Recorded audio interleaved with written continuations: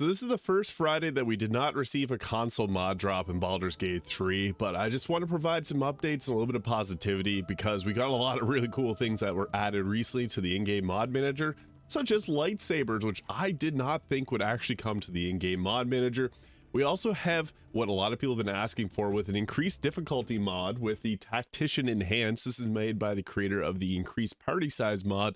So we'll be covering all of that in this video, as well as some other cool things that got added, like the ability to use flasks and capture creatures and play Pokemon in Baldur's Gate 3, which is now also added to the PC mod manager. So we got this, we got Tactician Enhanced, we got the plasma swords with the Sith armor, which I think looks incredible. We also have some updates to fighting styles expanded here. A bunch of new heads that will potentially be coming to console as the mod creator is making them specifically for console as well. And this one comes with a ton of new faces, so I'll cover all of that in this video. Larian Leftover, which gives us a bunch of items that were meant to be in the game, scatters them throughout the axe, which I think is incredible, giving you a bunch of freedom to explore and find new weapons. We also got like Merkel's staff and the Watcher Greatsword, which are also in-game assets that are now released to be able to be used in-game. There's also some other difficulty mods that were released a long time ago, September 10th, 2024. So hopefully these will come to console. I don't know how likely this will come because this is beta. It's not perfectly made up yet. So things like the more health for enemies on Tactician mode will at least give you something to work with when you have the increased party size mods and all the extra class mods that make things a lot easier. Also some favorites like Evelyn Sweetheart by Morgana Evelyn and Pommel Strike there. The Draconic Armor, which I'll cover as well, Purple Wildry. But the first one I want to show off is the Star Wars weapons, which I think are incredible. This is made by Scurvy here, and these look incredible in game. Like, we have two of them here on my back. They give you different abilities like lightning strikes. You can be a true Sith Lord with this. In addition, you also got like lightning wrath, which is force damage. They look really cool. They also light things up, and there's a few different colorways. So this is the red one there.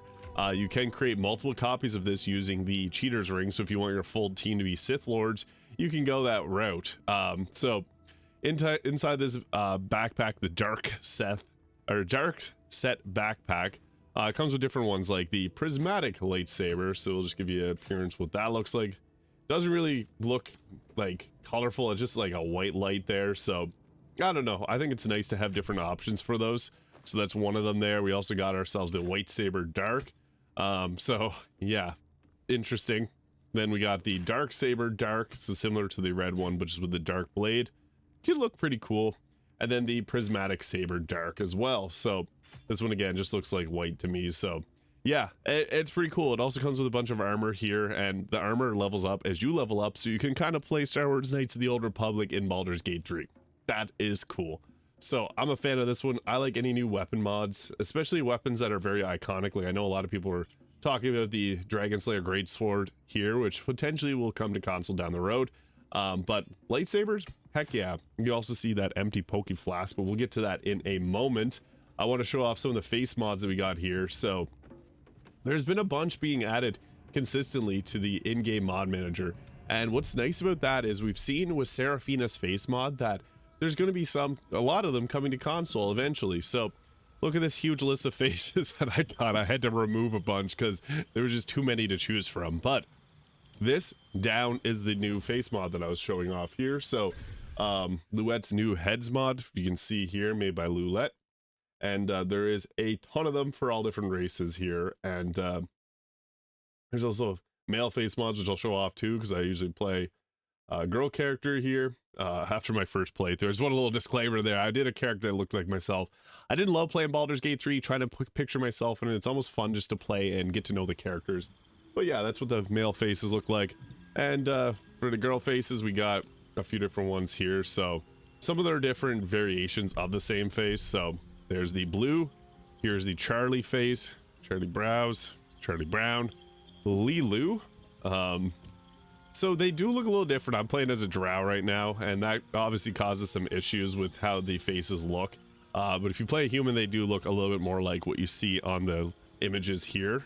So that is something to take note of. But it's just nice to get a bunch more option for face mods, and the creator will has said that they're making a vanilla version of this for console because they want to get this mod out for console players, which I can respect. That's awesome that they're doing that, but my personal favorite mod does come from Nexus, so I'm hoping to see some more face mods that are nice to look at. I also do enjoy using Mizora's face here. This is a really good one that's now available on consoles, so if you're not satisfied with those ones, we do have some cool ones. I like Shadowheart's face on Shadowheart, but it does look a little bit weird on another type of character. Same with Mistress, she kind of looks different than normal, but Mizora's face, incredibly well done. And you can see here, I even got some other face mods that are kind of interesting. But the typical one that I like to use in my videos is from Vampirant's face mods. Just want to cover this. This is on Nexus mod, so it won't come to console. Maybe someone will remake something similar to this. But I started off with this Silva face here, so this is the one that I was using. But yeah, they got all added there. I have a huge list of face mods, pretty cool. So just want to cover that. And now I'll show off the Poke Flasks, which are pretty interesting. So we have this unsuspecting gentleman right here, and to make him our Pokemon, feels really weird to say. I guess to put him in the Poke Flask, we should say, I'll throw this right at him. We got a 100% chance, and boom, I choose you. It says we captured him now. He was just unfortunately the closest character that I've seen. And yeah, Poke Flask Figaro face makes your penny good. So once we get that, we can just release them, and with this, he comes out. Cool. Now we also got him under our controls. There are some options that you can go with in this mod. What's cool is they do have some different Poke Flask options. You can promote them to an independent, become a member of your party. So this does cause some issues. Will not follow you into new regions, so you can only do this if you want. You could uncapture them, recapture them in different regions. So whenever you're done equipping them, which is cool to make a character your own party. I think that is awesome. But they'll just attack with whatever type of attacks that they have. I think this mod's incredible, and it does have some potential issues, so that is something to keep in mind. But very cool to see this potentially come to console because it doesn't require a script extender. There's potential branding issues, but maybe the mod creator will make one without calling it a Poke Flask. But yeah, you can go around and capture a lot of different characters. There are some issues that do arise with it. I'm just going to show off this. We'll capture this fist. Boom, capture Fist Starlet. So we now got them under our control as well. And yeah, you can just throw them back out. You got it. And boom. We also randomly got a couple guards that just appeared there, and a steel watch. Don't know what's going on there, but there are some glitches, like you can't capture certain characters. For example, you can't capture Marcus because that'll make Isabel hostile. You can't capture the Illithid at the start of the game because that'll randomly teleport you to Dror Ragzlin. So that's obviously a big issue there. Don't use it on people you want to talk to in the game because that'll also cause some issues. And also you can't use it on Karnis, but if he runs away and so you can capture him, release him, and then capture him again, you should be fine to be able to use Karnis. And Taurus reportedly telepaths to an original location whenever you get attacked. So yeah, you can use this to capture pretty much anyone. There is an options bag here, so with the options you can make it so that you can capture 100% of characters, or you can, so there's a Poke Flask bag of options. With this you got full control, remember health when captured, capture percent always 100, because you can make it so that you fight them and then capture them. You have a higher chance of capturing when their health is lower, so you can literally make it like actual Pokemon. Make it like a throw attack, and then you can also make it health based instead of the capture 100%. So I just put it on 100% just for showing it off. But like the we got our fist here, and they also have some different attacks. So they got basically whatever they would be programmed to normally have, that will be their attacks. So super cool. We'll go see if we can find someone else to use this on. They may have some spells to show off. Oh, we got a random glitch there. We just teleported. That's fine. Yeah, expect there to be glitches with some mods like this where they really do change a lot of elements of the game. I don't want to go too close to the brain there, but try to find a caster that we can grab. But it's pretty cool. Like, you got the ability. There's a caster. So let's go ahead with the throw, and please don't run away. Boom, we'll capture them, and then I'll show you what this looks like. So they're going to be, oh, empty Poke Flask. Oh, there's the fist. So we'll throw them. It's cool because, yeah, you can just continue to capture them back if you want. Oh, and teleported us. And we now have them under our control. So they have their spells there, as you can see. So yeah, this is pretty cool. You can even give us someone to upcast aid for your team. So unreal. That's actually awesome. But yeah, I just want to show that off because I know a lot of people were interested in that mod, but it's now in the in-game mod manager. I guess in the same vein, I'll also show off the Tactician Enhanced mod. So this mod, I know a lot of people want it because more difficulty is something that's definitely something people want, because with the increased party size, especially if you have an increased party size and use the Poke Flasks, you're going to have no problem with steamrolling the game, especially with things like the cheat ring causing even further easiness. So with the Tactician Enhanced, this is obviously in beta still, so don't expect it to work 1,000,000% perfect. You toggle it on, and then you have these options here, which I'll go over. So we got the check current Tactician core settings, so you can use this to check whatever settings you have. You can make it so that it's static, where you set the difficulty, or you can have it so it scales, so as you add more party members to your team, it'll scale the enemy's health up. I think that's incredible and a great way to go about doing this. We also have the settings presets, so you can go with this to get different presets. So harder preset, limited health point scaling, only linear health point scaling, only increasing health points. So as you can see there, when difficulty scaling begins at 5 party members, initial health points increase by 20%, so every one gives you more. Tactician honor mode, double difficulty preset for any party size. So there's a bunch of presets that are just made there. If you don't want to fuss around with like setting this yourself. Add-on features for Tactician Enhanced. This is a work in progress, so no add-ons have been available at this point, but they will be adding more as this gets a bit further advanced. So this basically will give you different options that increases enemies' armor class values, saving throws, and things like that. Nothing right yet, but hopefully in the future. View setup guide. So this will just basically, when you use this, it'll show you the setup guide on screen. So you can see here, Tactician Enhanced setup guide. Basically, it gives you a walkthrough on how to go about doing this. So the static mode explanation, scaling mode. You can pause this video if you really want to read through this, but this won't likely come to console in the next short while. This will potentially come because the mod creator made the increased party size mod, and I think Larian would want to include this with it just to help with balancing this out.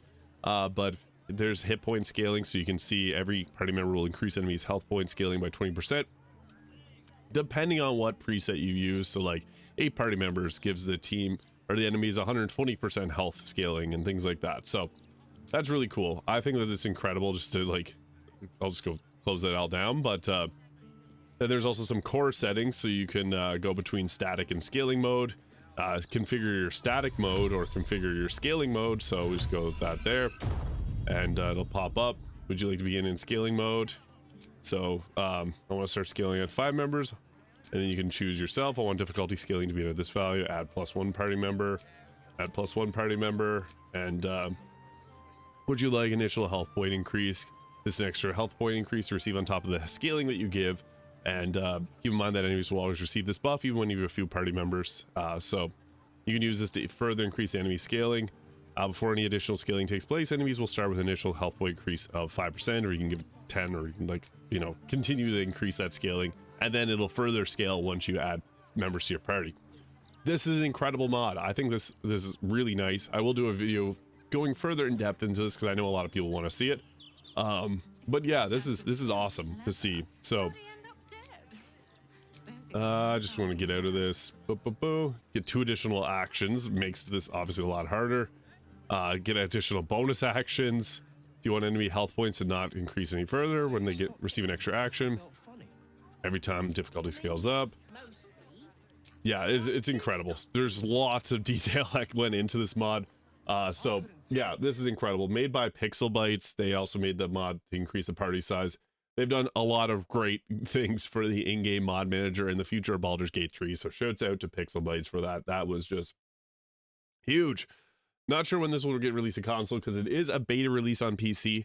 But I just want to highlight that because, hey, there's some very highly requested things coming down the road that I know a lot of people want to see, so that is huge. So I mentioned the fighting style enhanced mod. I just want to quickly go through that because I know a lot of people are asking for more fighting styles because we got more feats now on console, we got more spells. So the next thing obviously is fighting styles. These are some cool ones that I like. So we got the Blessed Warrior, which is a paladin one, so you can cast guidance and sacred flame cantrips as a paladin. Fighter, Paladin, and Ranger cannot be blinded with the blind fighting. In addition, you can see invisible creatures within 5 feet, so it's pretty cool. And we also got our close quarter shooter for Fighter and Ranger. You gain a +1 bonus to Ranger weapon attacks. When you make a ranged weapon attack within melee range, the attack rolls do not have disadvantage. So similar to Crossbow Expert, that's a nice one. Druidic Warrior for the Ranger, you can cast Guidance and Shillelagh cantrips. Interception for the Fighter and Paladin. When a creature you see hits a target other than you within 5 meters of an attack, you can use your reaction to reduce the damage the target takes by 1d10 plus proficiency bonus. You must be wielding a shield or weapon to make this feature. That's really cool. Nice, similar to the intercept missiles. So we also got our Mariner Fighter, so add +1 bonus to armor class and increase your movement speed by 10 feet while not using a shield or wearing heavy armor. That's cool. Nice ability there. And thrown weapon fighting for the Fighter and the Ranger. I know a lot of people will enjoy this one. Eldritch Knight Fighter. When you hit with a ranged weapon, a ranged attack using a thrown weapon, add your proficiency bonus to the damage. Tunnel Fighter for Fighter and Paladin. As a bonus action, enter a defensive stance that lasts until the end of your next turn. When in your defensive stance, you make opportunity attacks without using your reaction, and you can use your reaction to make a melee attack against a creature that moves more than 5 feet within your reach. Unarmed Fighter. For the Fighter, you have advantage on athletic checks. Your unarmed attacks do an extra 1d6 damage. So nice to see some extra fighting styles there, because I know a lot of people are looking for something like that. So just want to cover that because I think that is pretty cool to see. But yeah, excited with Star Wars. Big Star Wars fan here. After some recent Star Wars shows and movies haven't been fantastic, we can now relive that in Baldur's Gate 3, almost like KOTOR 3. And we also got the Flask, which I covered. Incredible mod. And Tactician Enhanced. So a lot of good things coming, guys. They might not release on console just yet, because obviously these are more complex mods and will require a lot of testing. But even just being able to capture characters and have them join your team, like, I'll just show off, like, promoting this person to a team member. It's crazy to think that this is possible in a mod now, but we'll promote them. They're now a party member. Wow. So we got them as a full-on party member. That's incredible. So in addition to the Tactician Enhanced mod, there's some pretty cool things that could happen with this. This means that you can go ahead and change their outfit. So if you want to go ahead and give them different armor, it won't appear on them, but you can go around and change their gear. So super cool. I'm a big fan of mods like this that just add a bunch of cool little things like that to the game. Many more are coming in Baldur's Gate 3, so I just want to highlight these. And yeah, no mods released today, but there's some good things coming, guys. We've got to hold tight for console players, but I just want to highlight these just so that you guys can see what potentially may come down the road. And yeah, show us all the incredible mod creators for this. This game is going to have a great shelf life. We'll be playing Baldur's Gate 3 in 2034. Thank you so much for watching. Please hit the subscribe button below if you have not already, and I'll see you guys all in the next video. Have yourself a great day.